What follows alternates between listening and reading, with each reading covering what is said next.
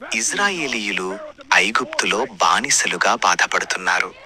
వారి అరుపులు, వారి కన్నీళ్లు పరలోకానికి చేరాయి. దేవుడు వారి బాధను చూశాడు. వారి విమోచనానికి ఒక మనిషిని సిద్ధం చేశాడు, మోషే. ఒకరోజు మోషే తన మామ యిత్రో గొర్రెలను మేపుతూ హోరేబు కొండ సమీపానికి వచ్చాడు. అక్కడ ఒక అద్భుతం జరిగింది. ఒక పొద అగ్నితో మండుతోంది, కాని అది కాలిపోవడం లేదు. మోషే ఆశ్చర్యపోయాడు. ఇది ఏమి అద్భుతం అని దగ్గరకి వెళ్ళాడు.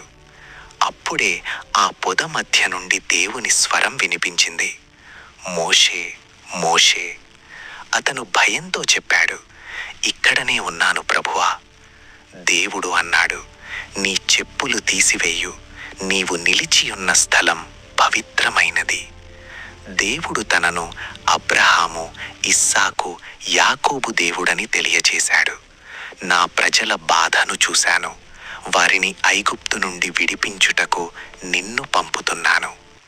మోషే భయపడ్డాడు. ప్రభువా, నేనెవరు? ఫరో దగ్గరకు ఎలా వెళ్తాను? దేవుడు చెప్పాడు, నేను నీతో ఉంటాను.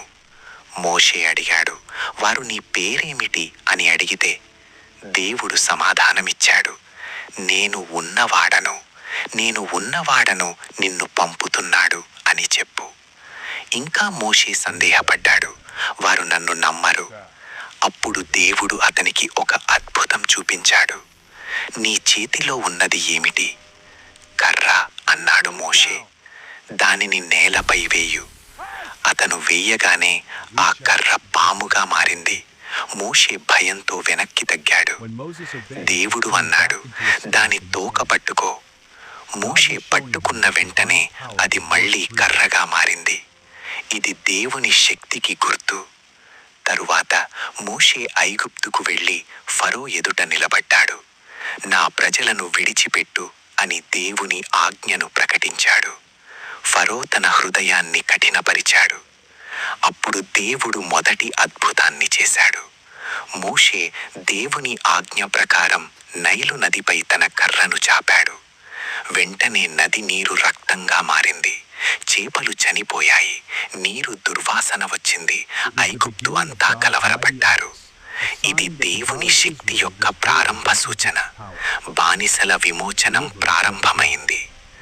సందేశం: దేవుడు సాధారణమైన మనిషిని ఉపయోగించి అసాధారణమైన కార్యాలు చేస్తాడు. నీ చేతిలో ఉన్న చిన్న కర్ర కూడా దేవుని చేతిలో